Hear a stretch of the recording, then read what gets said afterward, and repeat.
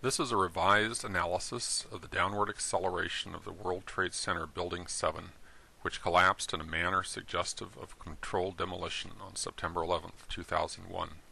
My earlier analysis, which is posted on YouTube under my own name, was based on the best information I had at the time, but I now have been able to improve on my results using new information available in the recently released NIST final report on Building 7.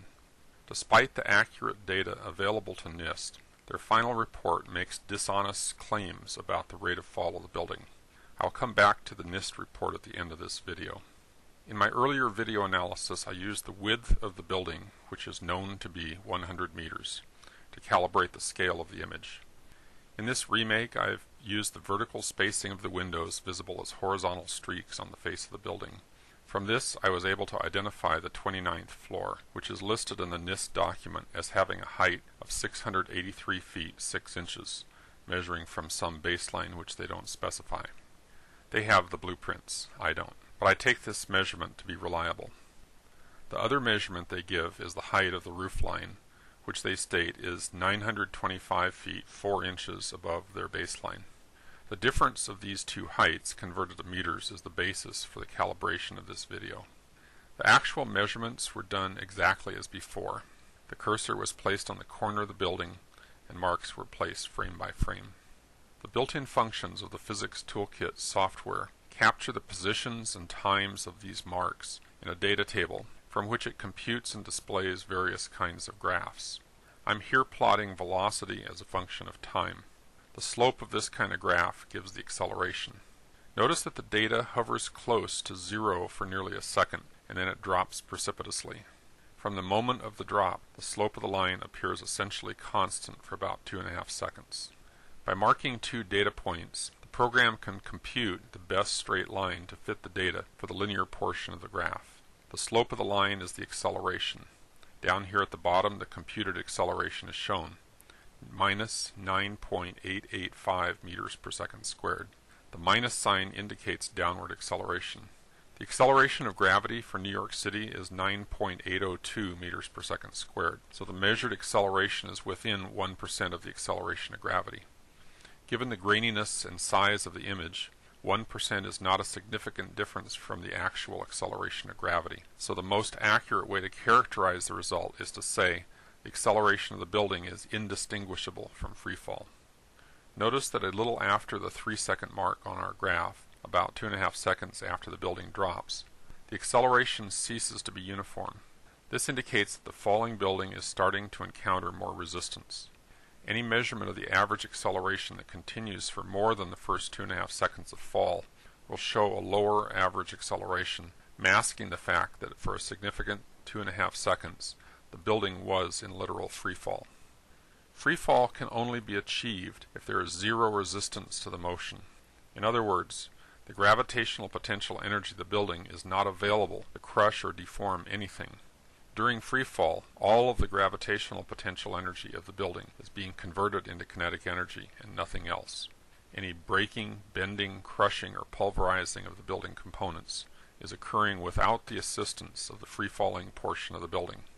Any force the top portion of the building might exert on the lower portion would be reflected in a reaction force that would produce an observable slowing of the rate of fall.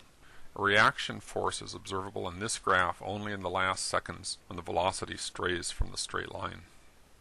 Let's return to the NIST final report on WTC 7. I would like to clarify one thing right away. On page 40 there is a phrase, quote, assuming that the descent speed was approximately constant, unquote. The assumption is clearly false from even casual observation.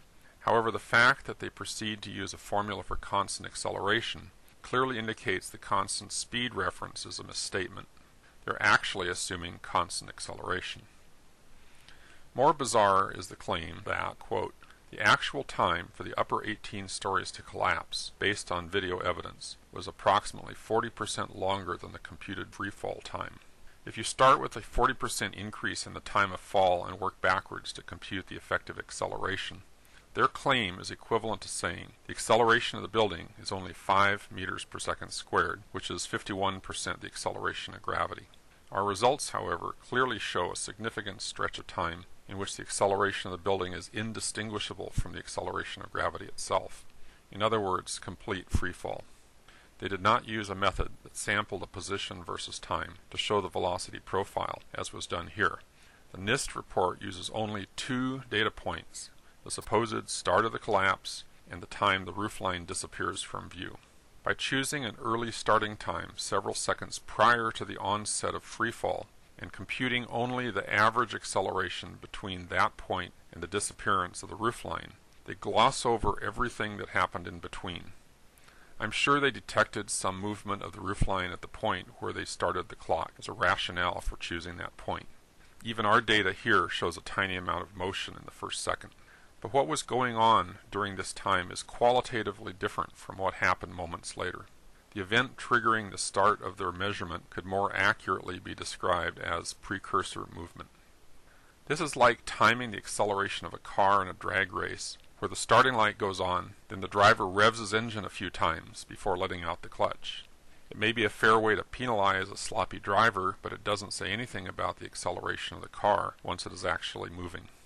This method tells us nothing about the nature of the motion itself. They merely assume uniform acceleration over a time interval in which it is clear that the acceleration is not uniform. Mislabeling their assumption to be constant speed indicates sloppy work, but asserting uniform acceleration for an interval where the building sits nearly motionless for several seconds, then drops for several seconds in freefall, is beyond incompetence. It is a crude, blatant lie. The average acceleration is a meaningless quantity. It is the instantaneous acceleration that is significant, because the acceleration at any moment is an indication of the forces at work. To measure and publish a meaningless average acceleration, when sufficient data and a multi-million-dollar budget are available to measure the actual velocity profile, constitutes either gross incompetence or an attempt to obfuscate the issue. This is high school physics we're talking about. If they can't get the high school physics right, what confidence can we have in their multicolored, computer-animated whiz-bang simulations that tell us the exact sequence of girder failures without any physical evidence for any of it?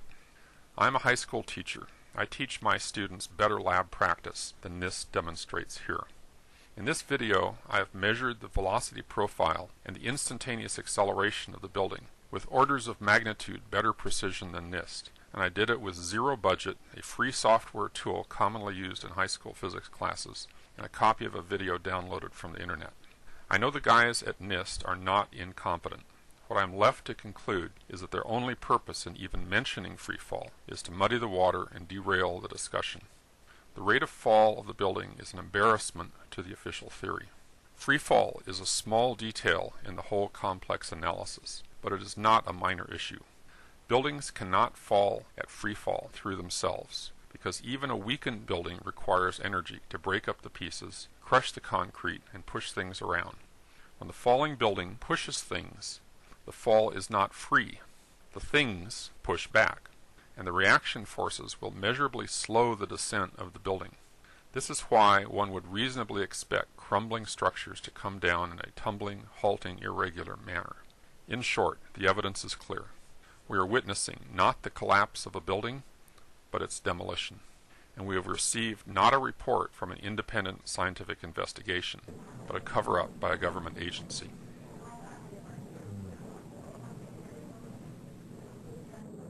It's amazing. Amazing, incredible, pick your word. For the third time today, it's reminiscent of those pictures we've all seen too much on television before, when a building was deliberately destroyed by well-placed dynamite to knock it down.